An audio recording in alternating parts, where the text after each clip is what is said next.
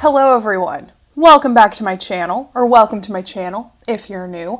My name is Kristen, this is my booktube, and in today's video we are going to be doing a February wrap-up. I know it's been a very long time since I have done a wrap-up video of the books that I've been reading, and it's not like I've been avoiding doing one. I've just been really busy, and I honestly haven't even read that many books this year. I think I've said in a previous video that I didn't finish a single book in January, so there wasn't really anything to talk about as far as a reading wrap-up for January. The only thing I really could have done is record a video of like what I thought of the 4 books that I was halfway through, but that's not even a wrap-up because I hadn't finished them yet, so I just did not even make a January wrap-up. But I did finish 4 books in February, so we are once again sat down to talk about them. So let's just go ahead and jump on into it with some stats for nerds, as I like to call them, because I myself am a nerd that loves stats. This is one of, if not the main reason that I use StoryGraph, because they have such good statistics for the books that you're reading.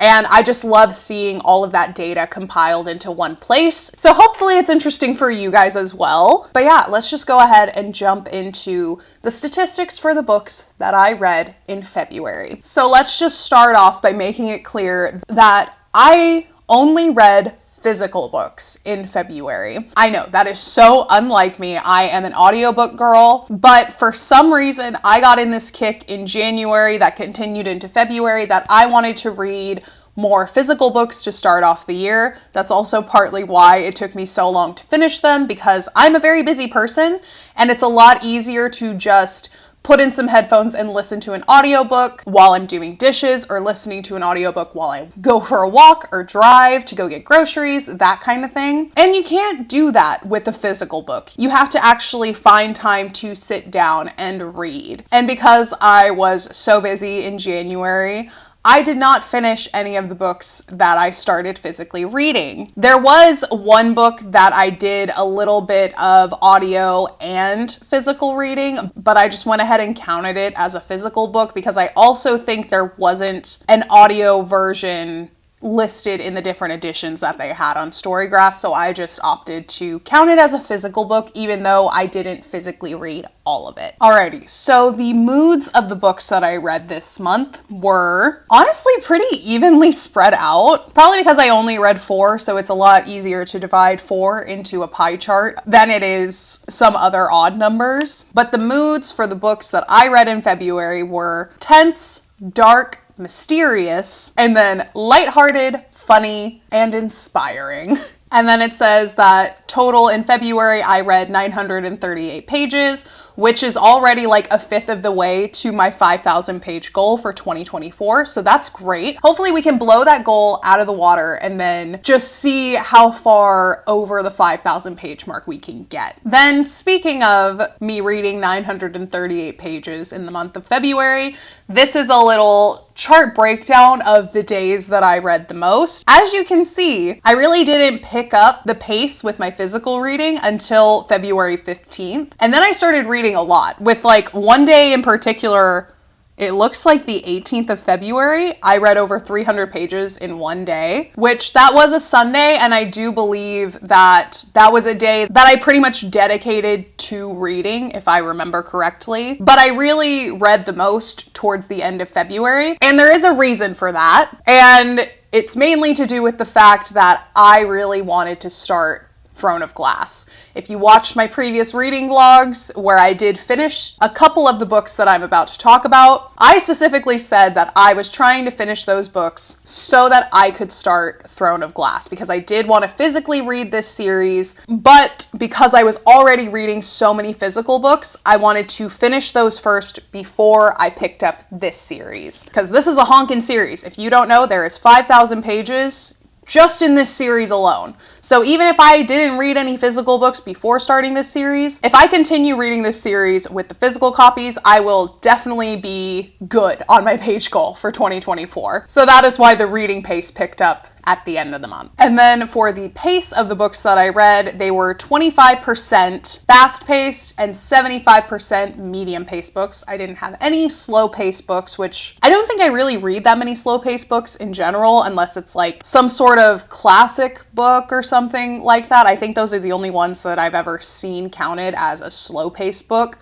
But I generally stay with medium-paced books the most, and then I have a couple fast-paced books. So that's not too surprising, a split there. As far as the page numbers of the books that I read, I had 25% that were under the 300-page mark, and then 75% that were between 300 pages and 499 pages. And I think several of the books that I read were around the 400-page mark, between like 350 and 400.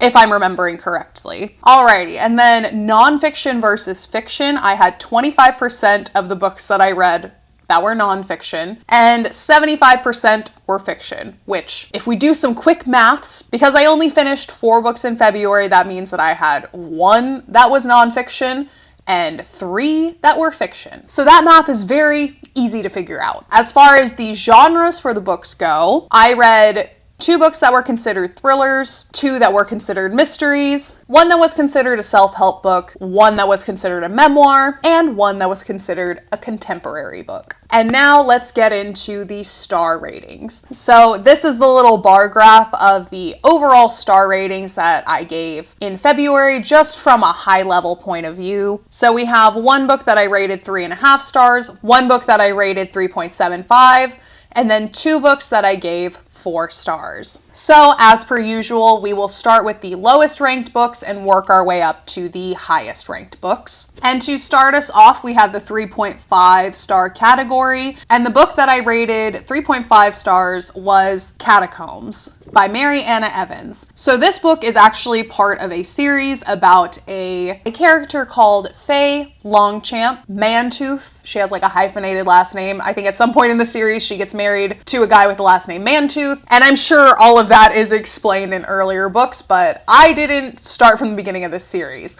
I saw the Catacombs and I was really drawn in by the cover. And so what did I do? I judged a book on its cover and I purchased it, started reading it, and it was okay. Definitely not my favorite thriller / mystery that I've read, but it was fine. I think the main qualm that I had with the book had to do with the storytelling style. I think I also talked about this in a vlog recently when I was finishing this book, about how it really has a 90s crime thriller kind of vibe to it. Like, I read Along Came a Spider by James Patterson in 2023. Because it was written by James Patterson in the 90s, I really did expect that to be the vibe of the book because, you know, it is one of the books that whole cliche is kind of based on. But this book, however, I don't think has any excuse to be written like that. And I do know that some people really enjoy that style of a thriller. I'm just not really one of them. It doesn't really pull me in the same way. And I think it has to do with the fact that it's told from a third person point of view rather than an internal monologue, because the thrillers that I really like have an internal monologue where you are just viewing it from the main character's point of view and getting all your information that way.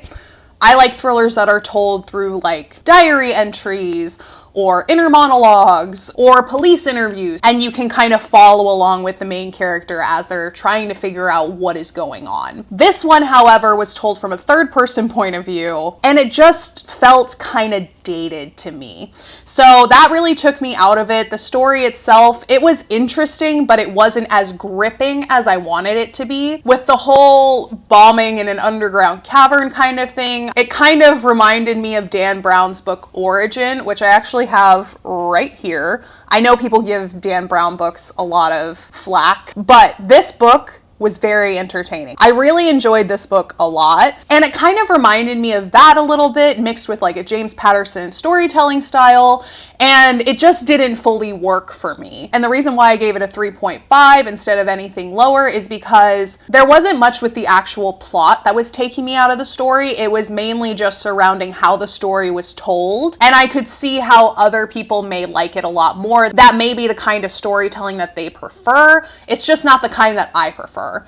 So it was still a decent story overall, and I did enjoy it. I just didn't really get that adrenaline and secondhand anxiety that I usually do in other thrillers that I really enjoy. So yeah, that's why I rated that book a 3.5. Moving on to the next tier, which is 3.75. The book that I ended up giving that rating was What Lies in the Woods by Kate Alice Marshall. I feel like this is going to be a little bit of a hot take because I know that this book in particular was very popular, really well loved by a lot of people. It's very highly rated on Goodreads. I just had a bit of a hard time getting into it, as can be noted by the amount of time it took me to read this book. This is the book that took me way longer to read than any other physical book on this list. I started this book in May of last year, and I was over halfway done with it. It's just been sitting on my shelf. I haven't really been reaching for it. So when I wanted to start Throne of Glass, that was one of the first books that I was like, I need to finish this. There is no excuse I can give that would justify me taking this long to read a book that is like 400 pages. And that kind of links into why I rated it 3.75,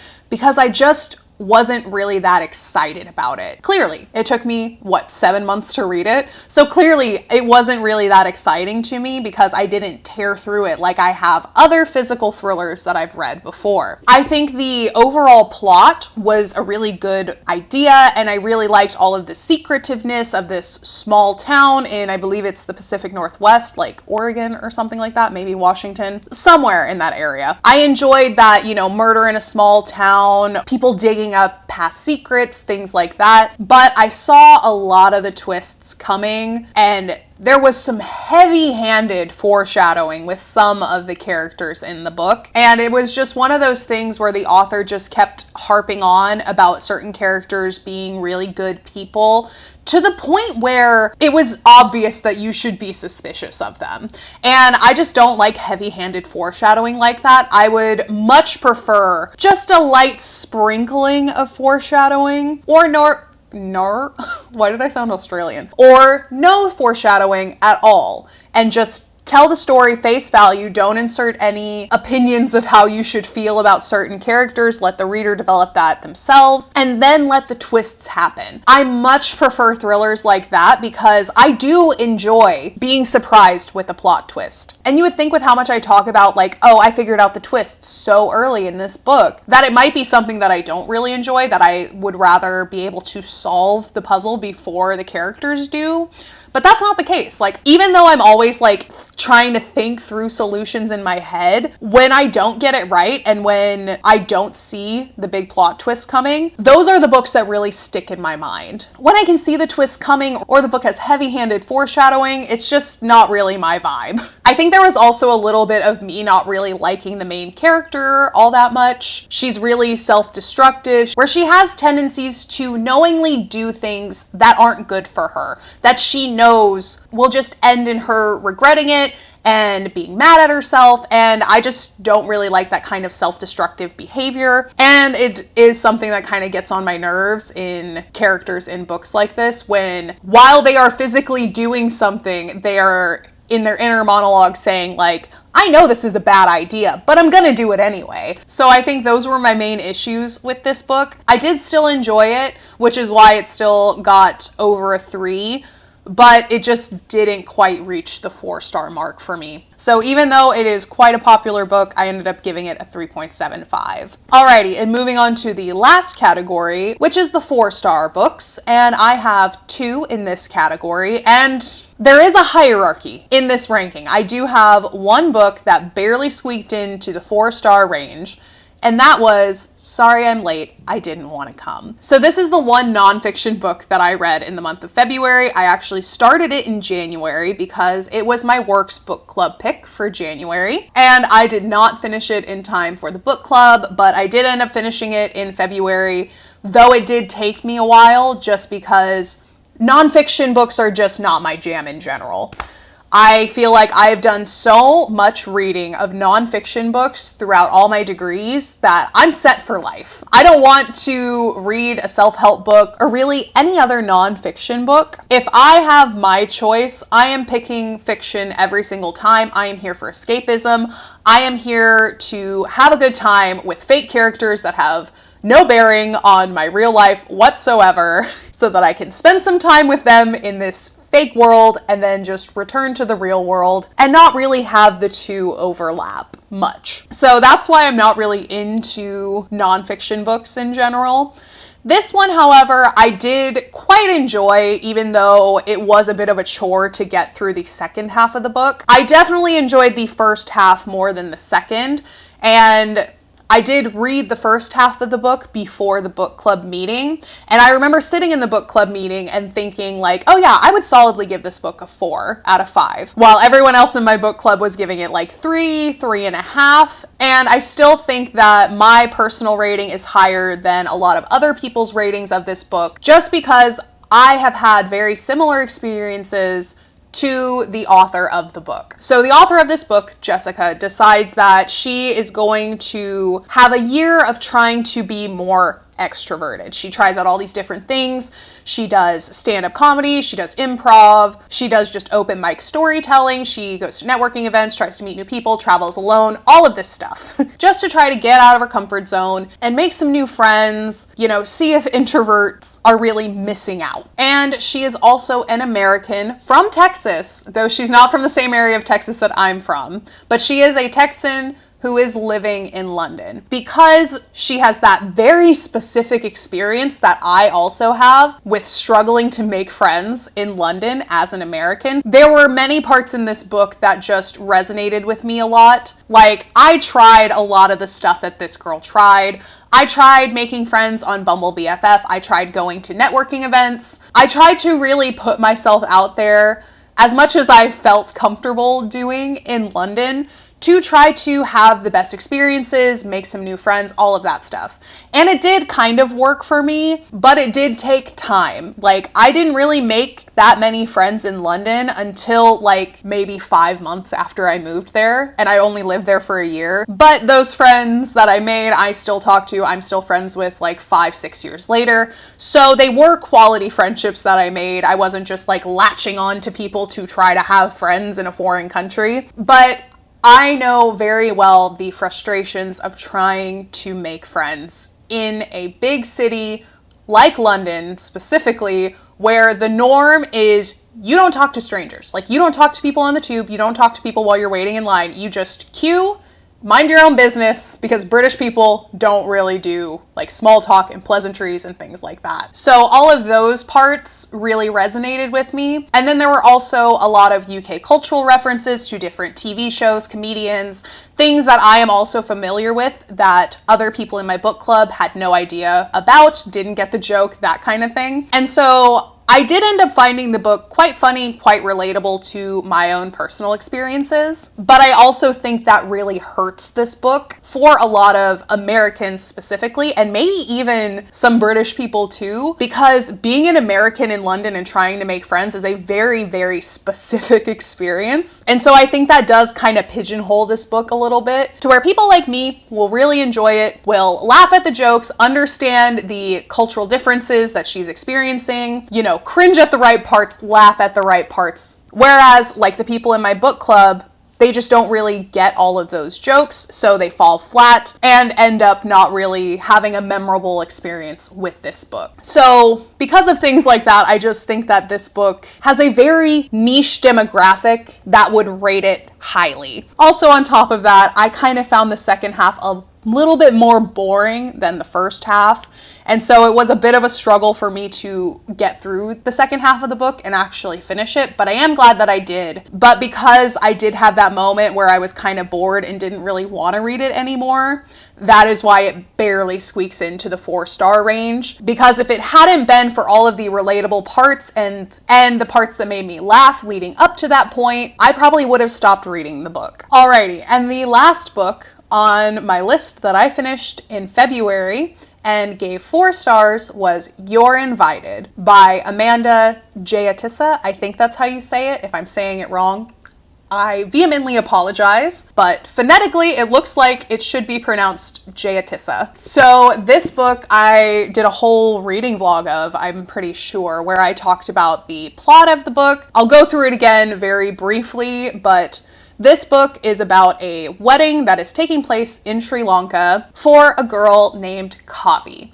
And she is from a very wealthy family in Sri Lanka, very well known. They own a jewelry business, and Kavi runs her own charity on the side, as well as being an influencer on YouTube and Instagram and all of that stuff. She seemingly has this really perfect, polished life. And she is getting married to a man named Spencer that is from the US, who is a tech startup guy. He founded like several companies and sold them. So successful guy in his own right. And how did they meet each other? Well, Spencer was the longtime boyfriend of Kavi's ex-best friend, Amaya. Kavi and Amaya had a falling out about 5 years before the book takes place, and they have not spoken since. Though Amaya does stalk Kavi online through multiple burner accounts and is aware of everything that she is doing through her social media posts online. So when Spencer proposes to Kavi, Amaya sees it, and she has a little bit of a breakdown, and then she receives an invitation to the wedding in Sri Lanka. So she decides that she is going to go, and she is going to break up that wedding if it is the last thing that she does. And then the night before the wedding, when they are in this grand hotel in Sri Lanka that is fully prepared to host the ceremony the next day, dresses are all there, guests are all there, they rented out the entire hotel, Kavi goes missing, and no one knows where she is. And that is the whole premise of the book. We are trying to figure out what happened to Kavi, and there is just so much deception, so many people lying to each other about the most random things, and the entire community is a very gossipy community. So there are rumors flying around. We don't know what's true, what's fake, and I'm not gonna lie, I was suspicious of everyone in this book at one point or another. I was suspicious of the main character. I was like, well, maybe she's an unreliable narrator because she clearly needs therapy. Like, she's stalking her ex-best friend with multiple burner accounts. She has this almost OCD-like obsession with numbers. She self-harms in discreet ways so that other people don't see it because she wants to feel control, and hurting herself is a way that she can kind of calm down her mind and bring herself back to reality. So she does things like purposely stub her toe, or things kind of like that where it's not obvious that she's self-harming, but she is self-harming. Like, she is 100% doing it to herself with the intent of hurting herself. So for a while, I thought she was an unreliable narrator. I was suspicious of Kavi. I was suspicious of Spencer. I was suspicious of Kavi's dad. I was suspicious of Amaya's cousin that's only in like maybe 20 pages of the book. I was suspicious of everyone. And because of that, I did not figure out the twist in this book. I didn't figure out who did it before it was revealed because there were just so many people at this wedding that had motives to stop it for their own reasons, completely unrelated to one another. There are people with vendettas against her family. There are people with vendettas against her, against Spencer, against her dad. And there are people that are just trying to act in their best interest to stop the wedding, to help Kavi, or to help her family. So there were just a bunch of different ways that the ending of this book could go, and I did not guess the one that it ended up being. And it did leave me with a little bit of a chill down my spine at the end of the book. And the only reason why it didn't get rated higher than 4 stars was because I wanted it to be a little more thrilling, you know? I didn't really get that secondhand anxiety for any of the characters in the book, but the twists were good enough that my jaw was kind of left hanging when all was revealed at the end. So I feel like a 4-star was a good mark for this book. I did enjoy it. The twists were good. I just don't think it was memorable enough for me to think of when someone asks, hey, what's a thriller that you recommend? I don't believe that this one is one that's going to come to my mind the way that Daisy Darker does, you know? So yeah, those are the ratings and stats for all of the books that I read in February. If you've read any of these books and you have other thoughts about them or want to add to any of the points that I made, go ahead and leave them down in the comments below. I would love to hear your opinions on them. If you liked them more than I did, if you absolutely hated them, tell me why. I'm curious. But yeah, so that is the end of this week's video. I hope you enjoyed this little February reading wrap up. If you did, go ahead and leave a like down below. Let me know. You should also subscribe while you're down there because I put out new videos every single weekend. And don't worry, I am fixing my hair this weekend. I let it grow out more than I normally do because I'm gonna be in a wedding next week. So I wanted fresh blonde for that. So trust me, it bothers me just as much as it probably bothers you. But this will be eradicated, hopefully, by the next time that you see me. I hope you guys are having a wonderful day wherever you are in the world, and I will see you in the next video. Bye!